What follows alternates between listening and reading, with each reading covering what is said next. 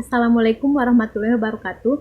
Kami dari kelompok 1 akan membahas mengenai perspektif penelitian folklore. Dan di sini saya akan memaparkan mengenai perspektif humanistik dan holistik. Perspektif juga disebut sebagai pendekatan. Antara perspektif dan pendekatan terkandung pesan sebagai cara pandang dalam penelitian. Dananjaya pada tahun 1997 pada halaman 47 sampai dengan 48 menjelaskan panjang lebar tentang perspektif penelitian folklore di Indonesia. Dasar pijakan penelitian folklore di Indonesia sebenarnya juga berasal dari asing. Sebagaimana diketahui, para ahli folklore di dunia dapat digolongkan menjadi 3, yakni para ahli folklore humanistis atau humanistik folkloris yang berlatar belakang ilmu bahasa dan kesusastraan. Dan yang kedua, para ahli folklore antropologis atau anthropological folklorist yang berlatar belakang ilmu antropologi. Dan yang ketiga, para ahli folklore modern yang berlatar belakang ilmu-ilmu interdisipliner. Para ahli folklore humanistis yang terdiri dari para sarjana, ahli bahasa dan kesusastraan yang kemudian memperdalam ilmu folklore pada umumnya tetap memegang definisi William John Thoms dari Inggris yang menciptakan istilah folklore, sehingga mereka memasukkan ke dalam folklore bukan saja kesusastraan lisan seperti cerita rakyat dan sebagainya sebagai objek penelitian, melainkan juga pola kelakuan manusia seperti tari dan bahasa isyarat. Dan malahan juga hasil kelakuan yang berupa benda material seperti arsitektur rakyat, alat permainan rakyat, dan pakaian rakyat. Para ahli folklore modern yang mempunyai latar belakang pendidikan interdisipliner mempunyai pandangan yang terletak di tengah-tengah kedua kutub perbedaan itu. Dalam hal objek penelitian, mereka sama dengan ahli folklore humanistis karena bersedia mempelajari semua unsur kebudayaan manusia asalkan diwariskan melalui lisan atau dengan cara peniruan. Dan karena berlatar belakang pendidikan interdisipliner, maka mereka menitik beratkan kedua aspek folklore yang mereka teliti, yakni baik folk maupun lore, yaitu baik manusianya maupun hasil karyanya. Di sini, menurut hemat saya, perspektif humanistik justru hendak berupaya memahami folklore dari sisi estetika, melalui keindahan struktur serta pengungkapan nilai folklore. Penelitian akan berfungsi membangun watak humanis manusia. Pendekatan yang dipergunakan Sutarto dalam Dananjaya pada tahun 1998 pada halaman 60 sampai dengan 61 untuk penelitian legenda Kesada dan Karo Tengger Lumajang yang kemudian dijadikan bahan penelitian disertasinya di Universitas Indonesia pada tahun 1997 cukup membuka wawasan eklektik berbagai perspektif. Perkenalkan, nama saya Endang Situmorang. Baiklah, di sini saya akan memaparkan hasil materi saya tentang perspektif humanistik dan holistik. Ada beberapa pendekatan penelitian yang dilakukan Sutarso tentang legenda Kesada dan Karo orang Tengger. Pendekatan ini dilakukan untuk memenuhi syarat-syarat pada salah satu folklore modern.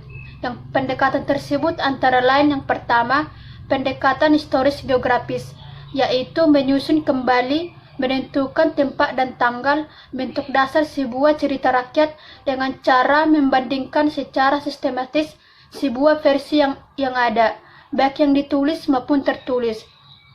Yang kedua, pendekatan morfologis dari Vladimir Prof. Di sini dia mengubah fokus studi rakyat dari analisis historis dan geografis. Yang ketiga, pendekatan etnografis, yaitu memperluas deskripsi sistematis mengenai cerita dengan penceritanya dan meneliti pencitraan dari masyarakat dan kebudayaan. Jadi kesimpulan dari perspektif ini adalah yang pertama, perspektif humanistik. Perspektif penelitian folklore humanistik cenderung menekankan aspek keindahan meskipun juga mengungkapkan makna. Perspektif humanistik sebagian besar merupakan tinjauan filologi dan sastra. Fokus penelitian perspektif humanistik adalah ke arah bagaimana keindahan folklore itu dan perspektif ini banyak diterapkan pada folklore lisan. Dan kedua, perspektif holistik. Biasanya perspektif ini dilakukan dalam penelitian folklore sosial dan budaya. Dan fokus penelitian perspektif ini adalah terkait dengan folklore sebagai ekspresi sikap dan tingkah laku. Jadi folklore dari perspektif ini memang sedikit berbeda, namun tetap memiliki komitmen dan pada penelusuran makna. Perspektif etnopoetika. Yang pertama, konsep etnopoetika. Pendekatan etnopoetika jarang dilakukan oleh para peneliti folklore. Pendekatan ini sebenarnya hendak mencari makna folklore berdasarkan teks. Teks yang telah ditranskrip dan diterjemahkan kemudian ditinjau dari kacamata etnopoetika. Etnopoetika adalah tinjauan keilmuan folklore yang berasal dari kata etno dan poetika. Etno berarti kebangsaan atau suku tertentu dan poetika berarti keindahan. Etnopoetika berarti tinjauan folklore dari sisi keindahan dikaitkan dengan bangsa pemiliknya. Menurut Koster, konsep poetika merujuk kepada gagasan-gagasan baik yang bercorak sistematis maupun tidak tentang dasar-dasar yang mendasari proses penciptaan karya sastra. Tentu saja yang dimaksud dalam konteks ini adalah sastralisan. Istilah poetika pertama kali digunakan oleh seorang ahli filsafat Yunani, yaitu Aristoteles, tahun 384 sampai 322 sebelum Masehi dalam sebuah risalah poetika. Karena kata poetika berasal dari suatu kata kerja, yaitu poietin, yang berarti membuat sesuatu atau menciptakan sesuatu, maka judul risalah beliau diterjemahkan sebagai ilmu penciptaan. Di dalam poetika dirumuskan semacam teori sastra, yaitu khasnya suatu teori tentang asas-asas yang mendasari penciptaan kuno. Risalah Aristoteles merupakan titik tolak perkembangan suatu tradisi poetika barat yang masih diteruskan sampai hari ini dalam sastra barat. Untuk memperoleh informasi tentang poetika sastralisan, kita harus melakukan kerja lapangan. Kemudian informasi harus digali dari pertanyaan-pertanyaan dan komentar-komentar yang diberi oleh tukang cerita ketika menyampaikan cerita atau wawancara dengan peneliti. Dengan pengadopsi Koster, peneliti sebelum masuk lapangan untuk mengumpulkan data ialah mempersiapkan diri secara konseptual dalam arti bahwa ia harus menentukan pertanyaan-pertanyaan yang akan memberi fokus dan arahan kepada kajian. Ranasari akan melanjutkan mengenai langkah analisis etnopoetika. Setuju atau tidak, dalam folklore memang diperlukan daya ingat. Daya ingat seseorang, dalang, atau penutur memiliki peranan sebagai penyambung folklore. Fungsi daya ingat akan menentukan tingkat keaslian folklore. Daya ingat akan merekonstruksi seluruh teks, dan dari daya ingat ini akan diekspresikan ulang melalui kemampuan lisan. Kemampuan lisan itu sendiri adalah daya kreativitas. Siapapun memiliki keterbatasan daya ingat, maka kreativitas pun akan terbatas. Kreativitas seorang pencipta folklore akan ditentukan oleh kejernihan daya ingat. Seorang pencipta akan merekonstruksi ulang daya ingat terhadap fenomena yang pernah dialami. Dan dengan demikian, peneliti akan memandang bahwa gagasan yang terpenting untuk bisa mengerti etnopoetika folklore lisan ialah konsep mengingat. Dalam hal ini, Koster pada tahun 1998 berpendapat bahwa pencerita dalam tradisi lisan boleh digambarkan sebagai menciptakan teks-teksnya melalui tindakan mengingat yang diingat olehnya, dan dengan begitu diulang, diseru, diterapkan dan ditegaskan olehnya ialah tradisi. Selanjutnya, dinyatakan bahwa tindakan mengingat perlu diambil sebagai cara pencerita untuk mendapatkan bahan-bahan yang tersedia dan yang sah untuk dituturkan, yaitu untuk menghubungkannya dengan tradisi. Dengan demikian dapat dinyatakan bahwa daya ingat dalam folklore akan menolong rekonstruksi cerita baik di dunia nyata maupun metafisik. Terlepas dari semua asumsi miring terhadap cipta folklore lisan, sesungguhnya pendongeng, dalang, pencerita, penutur, dan sejenisnya tetap menciptakan dunianya sendiri. Dunia yang dibangun tidak hanya dihasilkan melalui pengulangan teks-teks yang dihafalkan, tetapi merupakan hasil suatu proses yang disifatkan sebagai composition in performance, yaitu pengubahan kata-kata cerita secara berimprovisasi pada waktu disampaikan. Dasar teknik penceritaan itu terletak dalam daya ingat seorang penutur atau dalang, bukan dalam penghafalan dan kemampuannya meniru dan mengulangi pola-pola atau skema-skema yang sudah diakrabinya dari tradisi penceritaan. Dari penjelasan di atas dapat dipahami bahwa penelitian etnopuitika ini akan terkait dengan hal yang pertama itu teks folklorisan, yang kedua kondisi masyarakat pemilik, ketiga pencipta seperti dalang, penutur, pelantun dan sebagainya, dan yang keempat penikmat.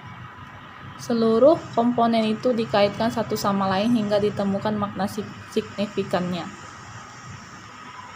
Teks folklorisan akan menjadi tumpuan penelitian. Adapun komponen lainnya yang melingkupi yang dijadikan penunjang. Hal ini penting karena kehadiran teks folklor tidak akan lepas dari semangat zaman. Zaman akan mempengaruhi rekonstruksi ingatan. Akibatnya, tidak tertutup kemungkinan jika teks sastra berubah dari waktu ke waktu. Terima kasih. Perspektif naturalistik. Salah satu kecerdasan penelitian folklore menurut Darson adalah keterampilan memanfaatkan data folklore secara naturalistik. Dalam hal ini, penelitian memanfaatkan data yang berasal dari field work, karya yang berasal dari lapangan. Yang kedua, the use of archives, memanfaatkan data berupa arsip. Yang ketiga, use of folk museum, menggunakan data folklore dari museum atau pusat dokumentasi. Yang keempat, use of index, manfaatkan indeks folklore secara optimal. Yang kelima, using printed sources, menggunakan data dari sumber tercetak. Perspektif naturalistik. Folklore secara naturalistik adalah sebagai upaya pemahaman fenomena sosial budaya dari sisi pelaku sendiri. Hal ini berarti hanya memanfaatkan pendekatan emik, bukan etik. Pendekatan emik menenggari bahwa folklore perlu diungkap dari sisi pelaku. Makna berasal dari data yang ada, bukan campur tangan si peneliti. Secara naturalistik, penelitian folklore bertujuan mengetahui aktualisasi, realitas sosial, dan perspektif manusia melalui pengalaman mereka, yang mungkin tidak dapat diungkapkan melalui penonjolan atau pengukuran formal. Dikatakan penelitian naturalistik karena dalam penelitian ini, si peneliti berusaha secara aktif melakukan interaksi dengan informan yang diteliti dengan kondisi apa adanya dan tidak direkayasa, agar data yang diperoleh merupakan fenomena yang asli dan natural. Penelitian folklore naturalistik perlu memahami asumsi dasar yang dimiliki oleh peneliti kualitatif naturalistik. Yang pertama, manusia hidup adalah manusia yang memiliki kemampuan untuk mengungkap tindakan melalui perbuatan, bahasa lisan, ataupun perkataan, atau tulisan kepada diri sendiri maupun orang lain. Kedua, penelitian kualitatif naturalistik cenderung melihat gejala atau fenomena sebagai gejala yang vergent atau menyebar daripada sebagai gejala atau fenomena yang convergent atau menyatu ke dalam satu titik. Ketiga, tindakan dan ucapan seseorang akan dapat membawa kepada situasi yang merefleksikan maksud seseorang, baik kelompok orang tersebut. Keempat, makna tindakan pemakaian bahasa pada prinsipnya tidak lepas dari konteks budaya dan lingkungannya. Yang kelima, menggambarkan kehidupan manusia pada prinsipnya kurang tepat jika direduksi menjadi bagian yang terpisah. Yang keenam, tindakan dan penggunaan bahasa merupakan hukum yang sengaja diatur untuk lebih bermanfaat dalam kehidupan. Ketujuh, jati diri sebagai pemikir pada prinsipnya erat kaitannya dengan fungsi dirinya sebagai aktor dan pemakai bahasa, menurut Soekardi dan lain-lain pada tahun 2006. Yang perlu ditekankan dalam perspektif naturalistik, yaitu makna realitasnya. Makna folklore adalah memiliki kolektif. Peneliti folklore tinggal membahas ide ulang, pemikiran, dan pandangan-pandangan mereka. Realitas folklore tidak tunggal, melainkan kompleks. Kompleksitas folklore terdiri atas sejumlah unsur yang satu sama lain terorganisasi. Tugas peneliti adalah menemukan keterkaitan satu unsur dengan yang lainnya untuk menemukan makna hakiki. Makna tidak otomistik, melainkan kontekstual. Karakteristik penelitian naturalistik menurut Botgan dan Baiklund tahun 1995. 1. Memiliki setting atau latar alamiah sebagai sumber data langsung dan peneliti merupakan instrumen kunci. Yang kedua, bersifat deskriptif. Yang ketiga, lebih memberikan perhatian pada proses daripada hasil. Yang keempat, cenderung menganalisis data induktif. Yang kelima, makna merupakan perhatian utama. Penelitian folklore secara naturalistik tidak harus membangun teori muluk-muluk.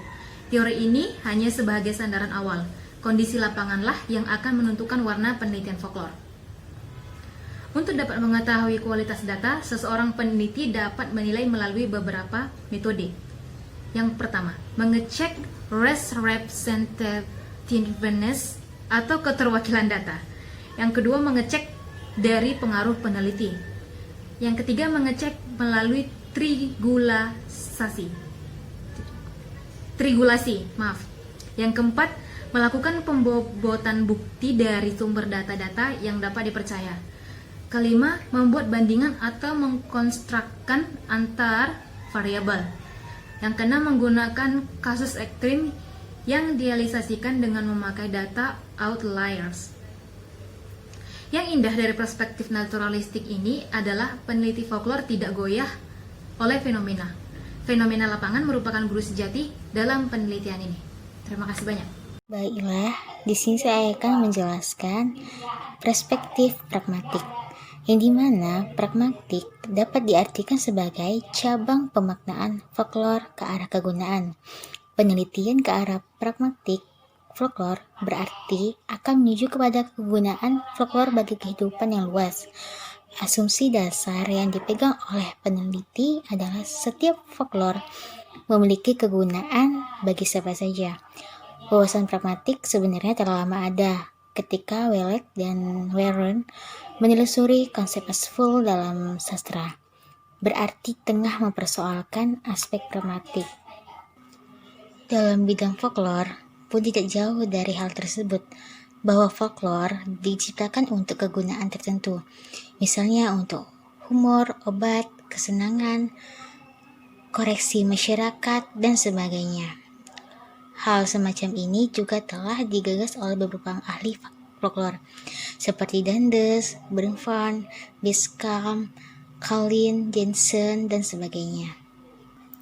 Paham pragmatisme menurut Muhajir dapat dibagi menjadi dua, yaitu pragmatisme or Birch tahun 1905, William James 1909, dan John Dewey 1916, dan pragmatisme era Rorty 1982, dan John Dewey 1916, Dallimore 1987, dan Carey 1989. Pragmatisme era kedua tersebut bisa disebut sebagai pragmatisme mediatik. Konsep pragmatik yang dibangun Rorty menunjukkan bahwa kebenaran pragmatik ditetapkan tidak dengan conclusion, melainkan ditetapkan dengan judgment. Untuk membuat conclusion, dibutuhkan proposisi semantik yang benar. Sedangkan untuk membuat judgment dibutuhkan proposisi pragmatik.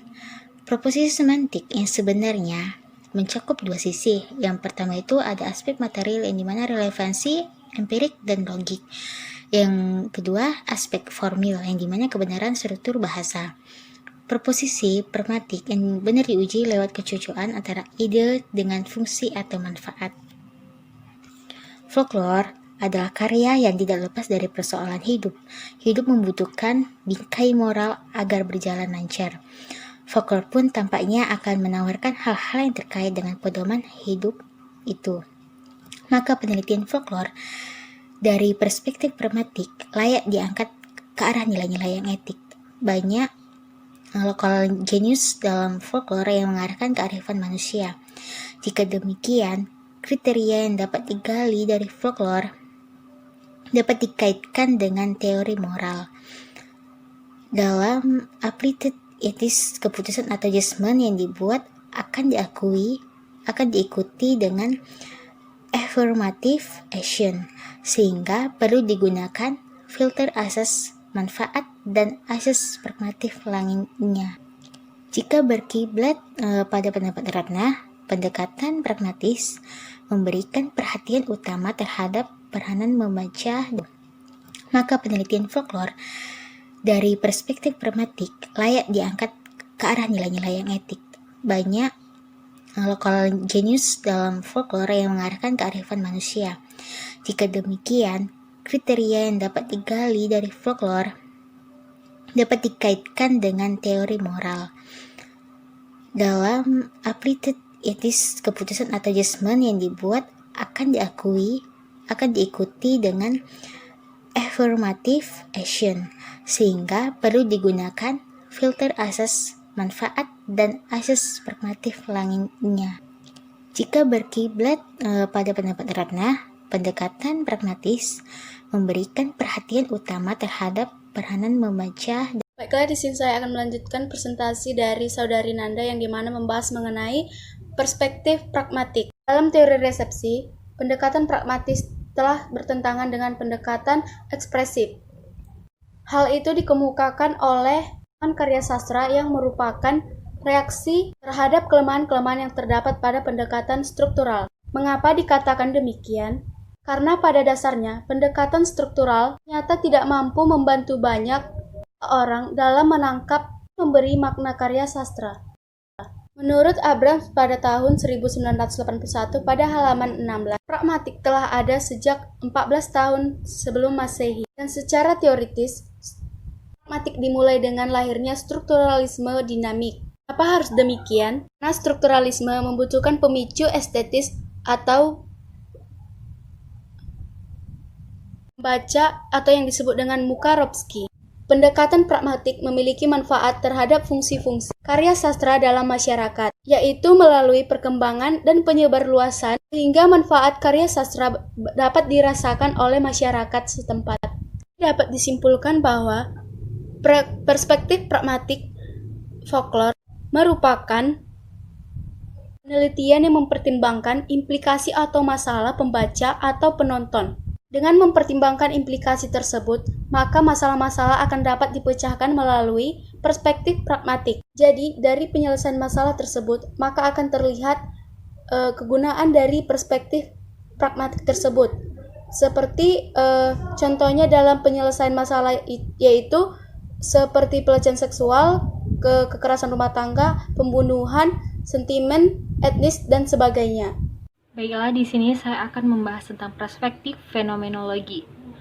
Apa itu perspektif fenomenologi? Nah, sebelum kita membahas tentang perspektif fenomenologi, alangkah lebih baiknya kita mengetahui apa itu fenomenologi. Fenomenologi berasal dari bahasa Yunani, yaitu fenomon, yang artinya gejala sesuatu yang menampakkan diri. Fenomenologi bisa dilihat dari dua sudut pandang, yaitu yang pertama, fenomenologi itu selalu menunjuk keluar dan fenomena dari sudut pandang kesadaran kita. Oleh karena itu, dalam memandang suatu fenomenologi, kita harus terlebih dahulu melihat penyaringan atau rasio sehingga menemukan kesadaran yang sejati. Selanjutnya saya akan membahas tentang perspektif fenomenologi menurut para ahli.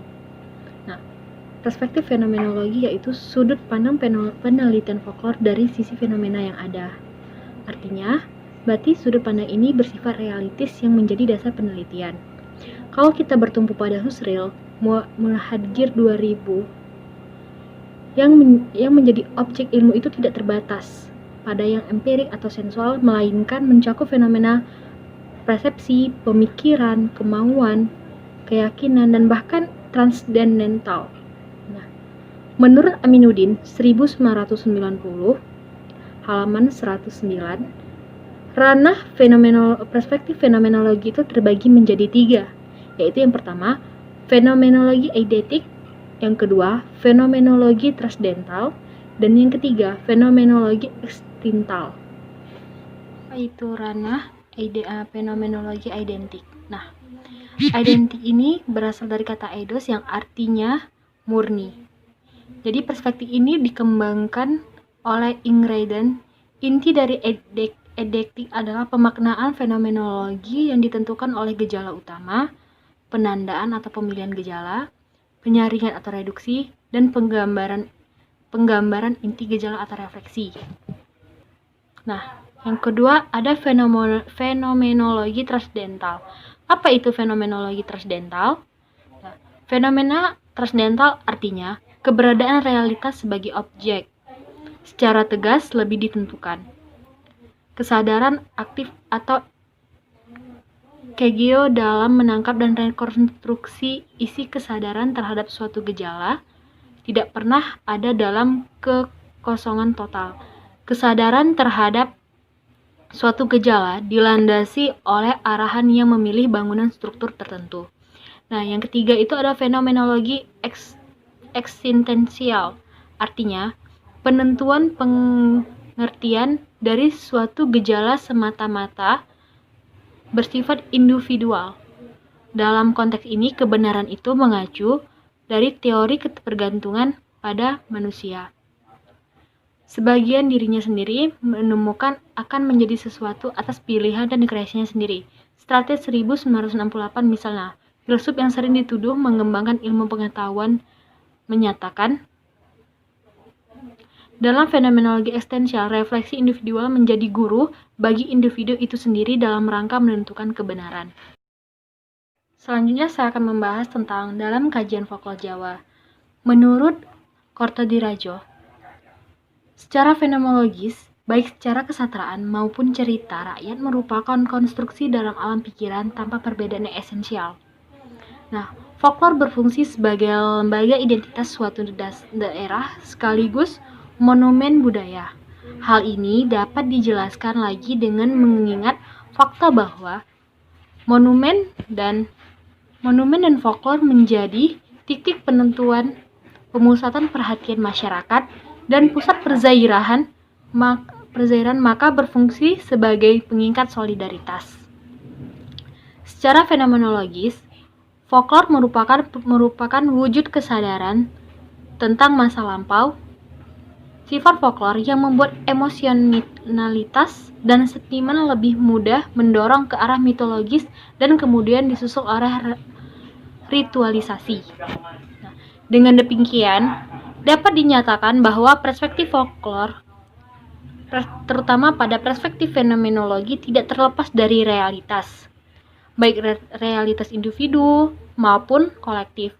Folklor boleh disebut sebagai konstruk atau bentuk kesadaran sejarah rakyat, tetap mempunyai fungsi sendiri.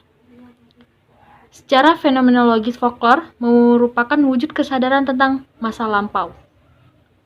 Nah, maka tugas penelitian folklor dengan perspektif fenomenologi akan mengungkapkan hal-hal tersirat dalam penelitian folklor.